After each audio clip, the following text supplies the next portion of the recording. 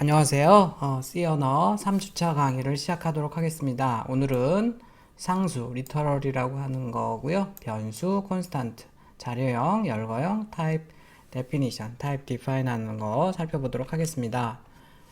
지난주에 우리가 배웠던 내용 잠깐 살펴보면요. 전형적인 C 프로그램의 기본 틀에 대해서 C 프로그램 기본 틀, 전형적인 C 프로그램이라고 해서 이 소스를 가지고 했던 거 기억이 나죠?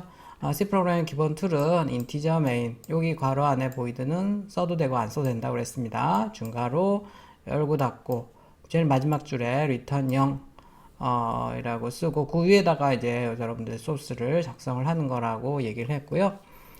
C 프로그램에는 이제 예약어랑 뭐 이런 게 있는데 40여 개의 예약어가 있고요. 구두점이 있죠. 구두점. 이제 이런 토큰들을 구분하는 용도로 쓰는 게 구두점이 되겠는데 10개의 구두점이 있다고 얘기를 했습니다. 이런 거 다 구두점이고요. 쭉 이제 마킹을 해보라고 얘기를 했었었죠.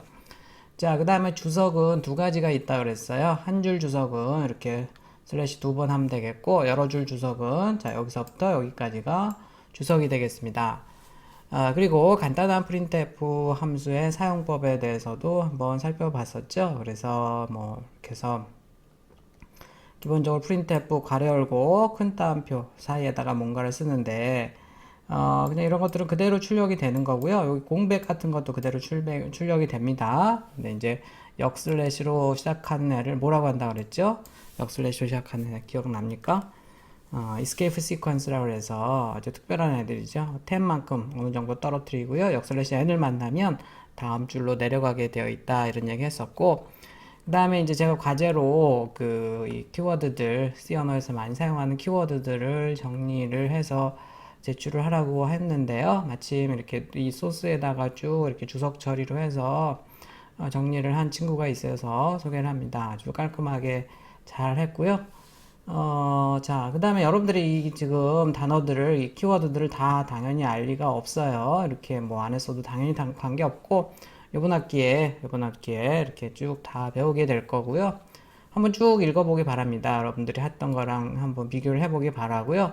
여러분들 제일 많이 틀렸던 게, 뭐 틀려도 관계없어요. 지금은 기억 클래스라는 것을 제일 많이 틀렸어요. 그냥 이제 검색하면 다른 내용이 나와서 그랬을 텐데요. 물론 그것도 맞는 얘기지만, 지금 제가 얘기하는 C 언어에서 얘기하는 기억 클래스는 조금 다른 얘기였고요. 뭐 틀려도 관계는 없습니다. 어쨌든 거의 모범 답안이니까요. 이렇게 해서 나름대로 한번 여러분들이 과제 냈던 거랑 비교를 해보면 되겠고요. 제가 이제 일찍 과제를 내는 사람들은 항상 피드백을 하고 있습니다. 그래서 과제를 좀 보고서 틀린 부분들은 수정해서 다시 제출한다든지 그러고요. 이렇게 좀 미뤄서 내면요, 뭐 수정할 수도 없잖아요. 그래서 제가 피드백 하지는 않습니다. 그러니까 되도록 제가 피드백을 받고 싶으면 과제는 미리미리 제출을 하면 좋겠고요. 제가 과제 올리자마자 사실 과제를 동영상 올리자마자 그날로 과제를 제출한 사람들도 꽤 상당히 많습니다. 그러니까 미리미리 해서 과제를 제출하면 좋겠습니다. 마지막 날 한다든지 이러면, 글쎄요. 뭐 하여간, 시간표대로 하긴 하겠지만, 여러분들 월요일부터 시작한다고 생각하고서 이렇게 스케줄을 잡으면 좀 편할 거예요. 특히 이제, A반 학생들이 월요일 날 있어서 미뤄서 묵혀두고서 쭉 일주일 뒤에 하고 이런 친구가 몇 명 있던데, 그냥 정상적으로 월요일부터 시작한다고 생각하고서 강의를 들으면 되겠습니다. 자, 이렇게 전형적인 C 프로그램에 대한 것을 살펴봤었고요. 자, 이번 주에는 우리 굉장히 많은 내용을 할 겁니다. 그래서 여러분들이 오늘도 다 이해할 필요는 없어요. 제가 여러 번 강조를 할 거니까요. 일단 식별자, 이름을 만드는 규칙, 그 다음에 리터럴, 상수라고 하는 게 뭔가, 그 다음에 자료형과 변수가 뭔가, 기본 자료형은 어떤 게 있느냐. 뭐 사실은 다른 언어에서랑 크게 차이는 없어요. 자꾸 얘기하지만 여러분들이 C 프로그래밍, C 언어 공부한다고 생각하지 말고 일반적인 프로그래밍 언어 공부한다고 생각을 하면 되겠고요. 콘스탄트, 자동형 변환, 열거형, 타입, define, definition. 열거형은 사실 우리 다른 책에서는 거의 마지막 주에 배우는데요. 저는 이제 이렇게 얘도 자료형이기 때문에 한꺼번에 얘기를 합니다. 조금 어려워하더라고요. 열거형에 대해서. 마지막에 실습 문제는 항상 과제니까 특별한 얘기가 없어도 과제를 해서 제출하는 겁니다. 실습 문제 마지막에 있는. 자, 여러분들도 이름이 있듯이 이름 만드는 규칙이 있죠. 아무거나 쓸 수는 없잖아요. 성도 있고 이름도 있고. 그래서 프로그램 세상에서도 이름을 만드는 식별자라는 것은 이제 변수나 함수 등에 부여하는 이름을 식별자, 아이덴티파이어라고 얘기하고요. 영문자, 숫자, 밑줄 이걸 이제 보통 언더바라고 하는데 틀린 말이고요. 언더스코어라고 합니다. 언더스코어. 물론 뭐 전 세계적으로는 언더바라고 하기도 하지만 특히 이제 영어권에서는 언더스코어라고만 해요. 그러니까 언더스코어라고 여러분들이 하면 되겠습니다. 여러분들도 언젠가는 뭐 이렇게 이제 뭐 제대로 뭐 이렇게 영어로 쓸 일이 있을 거 아니에요. 자, 여기 보면 한글은 안 된다고 되어 있죠. 영문자, 대소문자 가능하고 숫자. 한글이나 언더스코어를 제외한 특수문자는 안 되고요. 첫 글자는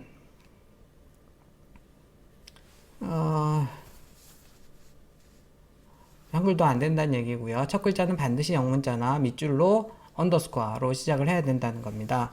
근데 여기 이제 언더스코어가 예전에 이제 그렇게 언더스코어를 쓰면 좀 프로그램이 어려워 보이거든요. 괜히 이상하잖아요. 그래서 조금 아주 오래전에 제가 이제 C 언어 처음 배울 때 막 이럴 때는 아주 즐겨 쓰기도 했었어요. 좀 괜히 폼나 보이잖아요. 근데 요즘은 거의 안 씁니다. 되도록 안 쓰는 게 좋겠고요. 더더욱 C 언어 예약어들이 이제 추가가 되면서 다 소문자였는데요. 이렇게 대문자로 이렇게 앞에 나오면서 언더스코어가 있는 예약어들이 있습니다. 여러분들이 어떤 이름을 변수의 이름을 잡았는데 공교롭게 이런 이름을 잡았다 그러면 기존의 예약어랑 충돌하기 때문에 컴파일러가 또 에러 내기도 하고 그렇습니다. 그러니까 되도록 뭐 언더스코어도 앞에 쓰지 말라. 예약어는 식별자로 불가능하다. 조금 이따 얘기를 하겠습니다. 그 다음에 이제 C 언어는 대문자, 소문자를 구분하는 언어예요. 베이직이나 이런 언어는 이제 대소문자를 구분하지 않거든요. C 언어는 구분하고 있기 때문에 여기 대문자 에이지와 소문자 에이지는 다른 이름입니다. 완전히 다르네요. 그렇다고 해서 뭐 이거를 프로그램 내에서 대문자 에이지도 쓰고 소문자 에이지도 쓰고 이러면 안 돼요. 헷갈리기 때문에. 그래서 되도록 이렇게 쓰지는 않지만 어쨌든 대소문자를 구분한다. 자, 그래서 여러분들이 이제 이런 식별자 이름을 만들 때는요, 뭐 어떤 규칙이 있겠죠. 그럼 일단 변수를 만드는 거를 이제 제일 먼저 알아두면 되겠고요. 변수는 보통 이제 명사로 많이 쓰고요, 소문자로 씁니다. 소문자로. 원래 이제 C 언어에서는 이렇게 이제 이런 걸 추천을 했는데 요즘은 어떤 걸 더 많이 이렇게 이제 소문자로 쭉 쓰는데요. 이렇게 하기도 하고 아니면 이렇게 쓰는 경우도 있어요. 이거를 이제 my underscore age라고 해서 스네이크 케이스라고 합니다. 이렇게 뱀처럼 생겼다고 해서 스네이크 케이스 표기법이라고 얘기하고요.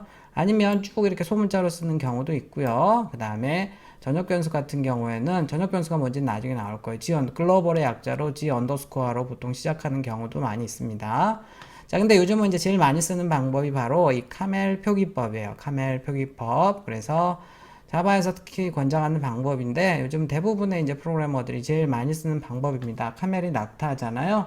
낙타 등이 이렇게 올록올록 하듯이. 자, 여기서 지금 my age 이러면 보면 그냥 알지만 여기 이거를 이렇게 쓰면 어떨까요? 좀 더 이렇게 여기 공백을 줄 수는 없으니까 이렇게 이제 언더스코어를 쓰거나 이거를 소문자를 대문자로 단어가 바뀌면 이렇게 대문자로 바꿔서 쓰는 경우가 일반적입니다. 그래서 요즘 제일 많이 쓰는 표기 방법이 바로 카멜 표기법의 카멜, 낙타죠 카멜은. 자, 그 다음에 이제 매크로명이라고 해서 우리 조만간 배울 건데 샵 디파인으로 이렇게 하는 애들을 매크로라고 하는데요. 매크로 상수. 얘네들은 다 대문자나 언더스코어만 사용을 합니다. 그 다음에 상수, 콘스탄트 상수 같은 경우에도 이렇게는 얘는 앞에, 위에 처음에 이렇게 대문자로 시작하고요. 이렇게 해서 단어가 바뀔 때마다 대문자로 하는 거고요. 콘스탄트라는 걸 더 붙입니다. 자, 이런 것들을 이제 우리 소문자를 로워 카멜 케이스라고 얘기하고요. 로워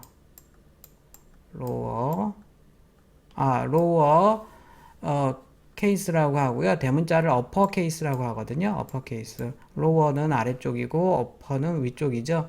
자, 이게 이제 예전에 우리 조판부 이렇게 만들 때 소문자는 자주 쓰잖아요. 그래서 이제 아래쪽에 놓고 대문자는 가끔 쓰니까 위쪽에 놓고 해서 이제 거기에서 연유된 단어예요. 로워, 어퍼 좀 이상하죠?